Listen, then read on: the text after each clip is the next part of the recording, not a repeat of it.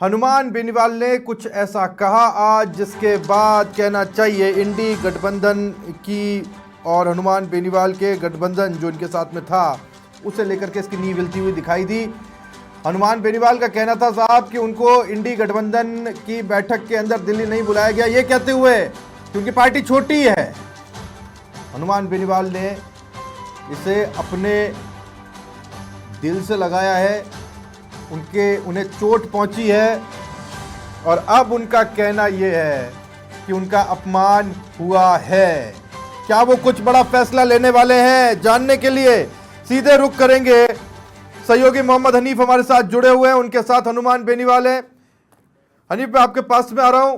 बहुत कहना चाहिए आज दिन भर से लोगों के मन में सवाल थे कि हनुमान बेनीवाल के मन में क्या है। आप हनुमान बेनीवाल जी के साथ में क्या मन में चल रहा है इनके? देखिए, लोकसभा चुनाव 2024 का परिणाम आने के बाद में, चुनाव से पहले भी और चुनाव के बाद भी हनुमान बेनीवाल चर्चा में बने हुए हैं।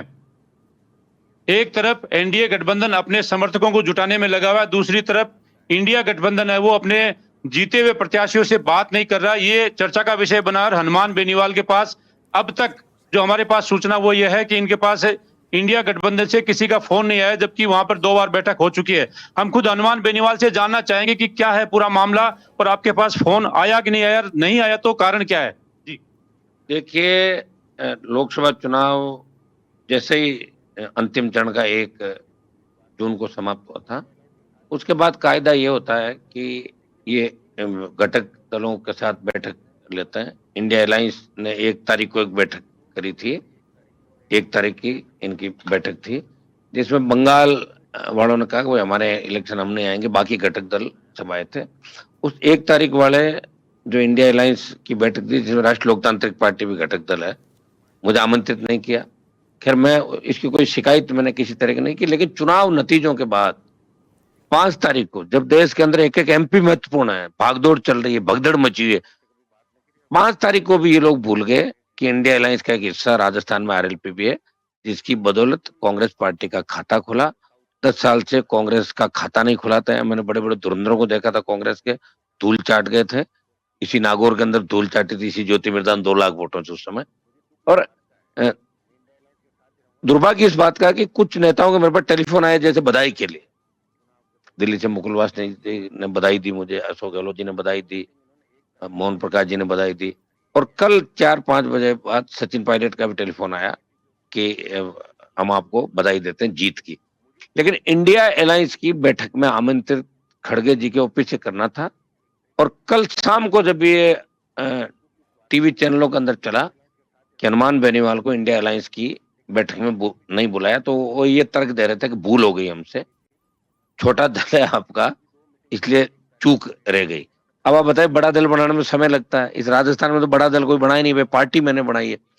और कांग्रेस पार्टी भूल गई कि 3 लाख वोट अगर कांग्रेस ने मुझे नागौर में डाले हैं, तो 20 लाख वोट आरएलपी के जवानों ने राजस्थान में कांग्रेस पार्टी को डाले।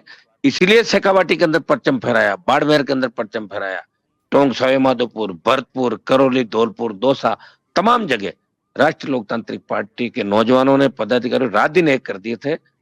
कहीं भी कांग्रेस के पदाधिकारियों का, प्रदेश अध्यक्ष का बयान नहीं आया कि हम इंडिया अलायंस की ताकत से जीते हैं। वो कह रहे थे कांग्रेस पार्टी जीती, कांग्रेस पार्टी जीती। और मैं रोज कह रहा हूं कि मैं कांग्रेस और आरएलपी गठबंधन जीता। मतलब आप ये बताइए कितनी एलर्जी कर रहे हैं छोटे दलों से। तो मैंने ये कहा था कि बड़े दलों को, छोटे दलों का ध्यान रखना चाहिए। बीजेपी भी धीरे धीरे आगे बढ़ी थी, तो छोटे दलों के कंधे पे बंदूक रख के ही उन्होंने छोटे दलों को मारती गई, आगे बढ़ती गई। मैं एक बार टोकना चाहूंगा आपको। आपने जिस तरीके से कहा कि हमें याद नहीं किया, भूल गए, हो सकता है जानबूझ के नहीं किया होगा, लेकिन ये कारण वही तो नहीं है कि आपको गठबंधन करने में 22 दिन लग गए थे। क्या उन्हीं नेताओं का हाथ नहीं है? आपने इशारा भी किया था कि शेखावाटी के और बाड़मेर के एक नेता का हाथ हो सकता है। वो दोनों का हाथ है निश्चित रूप से। बाड़मेर वाले नेता का भी हाथ है, जिसने मेरी पार्टी को तोड़वाया। और पार्टी तोड़ने में सारे ही थे, कांग्रेस के सारे नेता पार्टी तोड़ने में थे। कोई पर्दे के पीछे था, कोई आगे था कि हनुमान बेनीवाल की पार्टी तोड़ दो, तो हनुमान गुस्से में खुद लड़ेगा। अगर मैं लड़ता और ऐसी स्थिति में नागौर बनती तो कांग्रेस का क्या हाल होता आप भी जानते हो कि कांग्रेस कौन से नंबर पर जाती है। अगर मैं चुनाव वैसे लड़ता तो लड़ता, मैं इलेक्शन तो लड़ता ही 100%, लेकिन उस स्थिति में कांग्रेस कहां जाती। कांग्रेस अगर आज जिंदा है राजस्थान का, तो मुसलमानों का बहुत बड़ा योगदान है। और इस बार ये समीकरण बन गया आरएलपी, जाट, मुस्लिम, मेघवाल, मीणा, गुजरों ने वोट डाला और जो मामला था ठीक हो गया। एक मजबूती के साथ ये विधानसभा के चुनाव तो जीत जाते, कौन मना कर रहा था इन लोगों को। और जो दोनों चुनाव गए 14 और 19 के अंदर, क्या बुरी स्थिति इनकी हुई थी। मैंने तो उस समय एक मांग ये भी करी थी कि कांग्रेस के तमाम बड़े नेता अगर चुनाव लड़ते, सचिन पायलट लड़ते, अशोक गहलोत जोधपुर से लड़ते, अगर दूसरे जो ये अपने आप को नेता कहते शेखर ये लड़ते, तो एक मैसेज राजस्थान में जाता, 20 पार के लगभग सीट चली जाती। अगर मेरा भी उपयोग लेते पहले चरण में तो बीकानेर की सीट आती, आपकी सेकंड में लेते तो जयपुर, पहले चरण में जयपुर ग्रामीण आती, ये आपकी जोधपुर सीट आती। कोटा के अंदर हमारा उपयोग लेते, हमें साधन नहीं दिए साहब। बाद में जो हमारे चुनाव चरण के बाद जो हमारी स्थितियां ठीक नहीं थी, तो ये भी नहीं चाहते थे कि हनुमान जी ज्यादा बाहर जाए प्रचार करने। इन्होंने सोचा कि बस एक ही माहौल बनाना कि कांग्रेस जीती। कांग्रेस कहाँ जीती भाई, हमारे बिना जीते तो नहीं आप लोग। घटक दलों से और विशेषकर राष्ट्रीय लोकतांत्रिक पार्टी से कांग्रेस पार्टी को बड़ा फायदा। डूंगरपुर बांसवाड़ा की अगर छोड़ दें तो तमाम जगह उठा के देखें आप, जो आरएलपी का वोट बैंक है 18 और 23 में तमाम जगह राष्ट्रीय लोकतांत्रिक पार्टी ने बड़ा वोट लिया।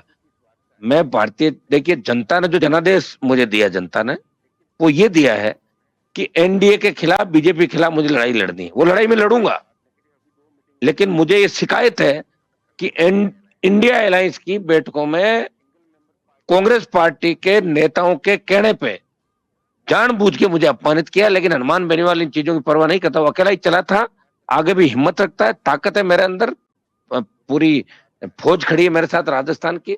हर विकेट विपरीत परिस्थितियों में लड़ा और मुझे सौभाग्य इस बात का मिला कि अपनी पार्टी बना के मैं लड़ा हूं राजस्थान। बड़े बड़े धुरंधर मैंने देखे कि दूसरों को पोस्टर लगा घूम रहे, जो बड़े बड़े नेता बयान दे रहे ना कांग्रेस बीजेपी के, इनको पूछो कि खुद निर्दलीय अलग पार्टी बना के 5-5 हजार वोट नहीं है इनकी कॉन्स्टिट्यूंसी के अंदर।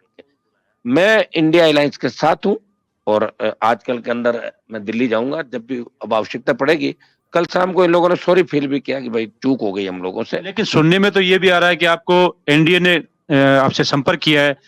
जो भाजपा के प्रदेश अध्यक्ष है सीपी जोशी ने बयान दिया है कि हनुमान बेनीवाल हमारे संपर्क में। भाजपा के एक बड़े नेता ने और बयान दिया कि हनुमान बेनीवाल हमारे संपर्क में। तो क्या वास्तव में संभव है कि एनडीए में जा सकते हो? वो इस सीपी जोशी ने ये बयान दिया होगा कि संपर्क में थे जब मैं एनडीए में था।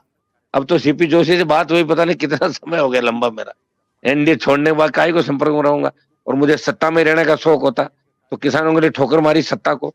अग्निवीर मेरा मुद्दा है, इसको लेके जैसे ही शुरुआत होगी लोकसभा के अंदर मजबूती से अग्निवीर खत्म कराने के लिए प्रयास करेंगे, जोरदार ढंग से घेरेंगे, बॉर्डर जाम करना होगा तो करेंगे, प्रयास करेंगे, मेरे प्रयास जारी रहेंगे। मैं कोई देखिए इस तरह का नेता नहीं हूं। मन के अंदर जो बात होती है लोकतांत्रिक व्यवस्था में उसको कहना भी जरूरी है। कांग्रेस के नेता सिर्फ एक चीज में लगे हुए सारे सारे कि मैंने जीता दिया, मैंने जीता दिया। कहां से जीता दिया तुमने? तुम खुद तो नहीं जीते। और इतना दम होता लड़ते सारे सारे, मना किसने किया था? सिर्फ इसलिए कि भाई आरएलपी को हम कैसे मारे। और ये हमेशा रहा कि बड़े दल कांग्रेस और बीजेपी हमेशा छोटे दलों को मारने का प्रयास समय समय पे करते रहे। कहीं नहीं कर पाए तो दल आगे बढ़ गए। लेकिन मैं आपको विश्वास दिलाता हूँ राजस्थान के अंदर जो मैंने थर्ड फ्रंट की शुरुआत करी है ये आगे तक जाएगी।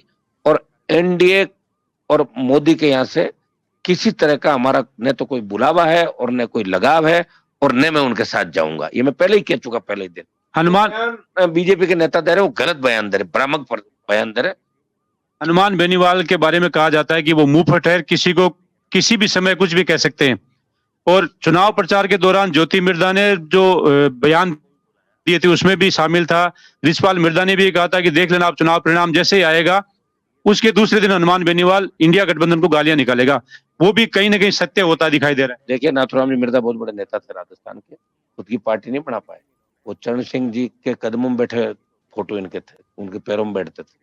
चौधरी देवीलाल जी के नाम से वोट मांगे उन्होंने। हनुमान बेनीवाल राजस्थान के अंदर वो किसान का बेटा है जिसने पार्टी बनाई, सैकड़ों हजार नेता तैयार कर दिए। मैं इंडिया अलायंस का विरोध नहीं कर रहा हूँ, लेकिन मैं रिछपाल और ज्योति की तरह नहीं हूँ कि बिना बुलाए घुस जाए सीबीआई के डर से, ईडी के डर से। मेरे में दम है। बीजेपी वाले तैयार बैठे हैं, उनकी तरफ थोड़ी जाऊंगा। बीजेपी की तरफ कैसे जाऊंगा? मैंने वोट ही उनके खिलाफ मांगा। मैं नहीं जा सकता इस तरह इन लोगों की तरह मौका परस्त थोड़ी हूँ। ईडी और सीबीआई की रेड हो जाए, सारे सारे पैरों में पड़ जाए जाके। मेरे अंदर लड़ने की माता है, ताकत है। सत्ता को हमेशा मैंने ठोकर मारी है और मैंने संदेश दिया देश के अंदर एक व्यक्ति ऐसा भी है जो सत्ता से लड़ सकता है, सत्ता के खिलाफ मंत्री पदों को ठोकर मार के, जिसके अंदर दम है। किसान का बेटा जो गांव की स्कूल से पढ़ के दिल्ली तक का सफर जो तय किया, उसके अंदर 25 साल का मेरा संघर्ष, त्याग, समर्पण है। परिवार खो दिया, कोई दाग नहीं लगा इस काजल की कोठरी के अंदर रहते हुए, ऐसे नहीं। और ये जो लोग कह रहे हैं, इन्होंने जिस तरह गाली गलौज नागौर के अंदर किए थे, जिस तरह पूरे जिले को गालियां दी, चुनाव हारने के बाद कायदा यह था कि एक दिन रुकते, भाग गई चुनाव हारने के बाद, और आंसू आ गए, रो पड़ी।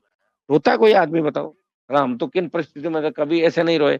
हाँ, अगर कोई दुर्घटना घटना हो जाए, कोई शहीद हो जाए, वहां जरूर आंख में आंसू आ जाते हैं जब बच्चों को। लेकिन आपने भी तो कहा था कि मैं मायरा ऐसा भरूंगा कि याद रखा जाएगा, और चौथा मायरा आपने भर दिया। कहीं वही तो कारण नहीं है कि आपने ज्यादा मायरा भर दिया, उस वजह से उनको रोज आ गया? नहीं नहीं, वो तो चलो उनकी मर्जी, जो भी करे।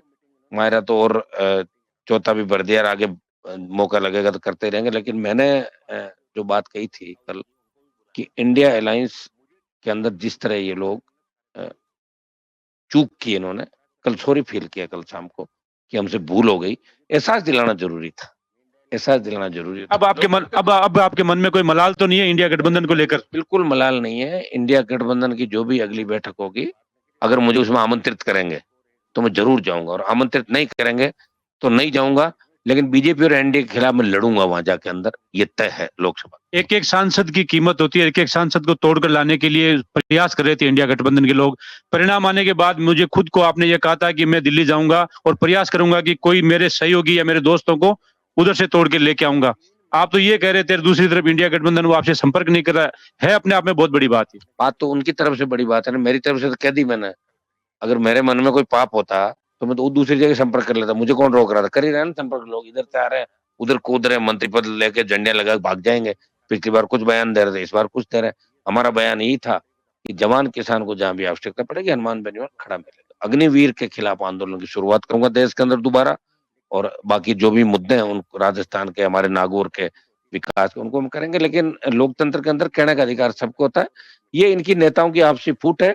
और चूंकि कई बार क्या होता है कि बंदर के हाथ में उस तरह आ जाता है तो अपने को ही काटता है। कांग्रेस के अंदर कई नेता ऐसे हैं जो अपने आप को बहुत बड़ा धुरंधर समझने लग गए। हैसियत नहीं उनकी, खुद की कोई हैसियत नहीं। देखा मेरा हैसियत तो मैं आदमी की जब मानता हूँ जब खुद की पार्टी है, खुद अलग अपने दल बल अपनी। हनुमान बेनीवाल मीडिया से मुखातिब हैं। उनका कहना ये है कि वो इंडी गठबंधन से गुस्सा ज़रूर है, दुखी ज़रूर है, लेकिन एनडीए में जाने वाले नहीं हैं, बीजेपी के किसी प्रकार से संपर्क में नहीं है। उनके साथ जो कुछ हुआ उसे लेकर के गठबंधन के लोगों ने सॉरी भी फील किया। अगली जब बैठक होगी तो वो दिल्ली जाएंगे, उस बैठक को अटेंड करेंगे।